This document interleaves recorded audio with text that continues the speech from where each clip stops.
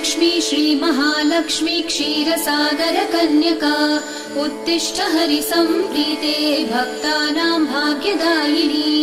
श्रीलक्ष्मी श्रीमहालक्ष्मी क्षीरसागरकन्यका उत्तिष्ठ हरिसम्प्रीते भक्तानां भाग्यदायिनी।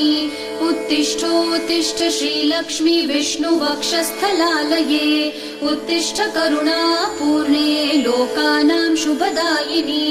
उत्तिष्ठोत्तिष्ठ श्रीलक्ष्मी विष्णुवक्षस्थलालये उत्तिष्ठ करुणापूर्णे लोकानां शुभदायिनी।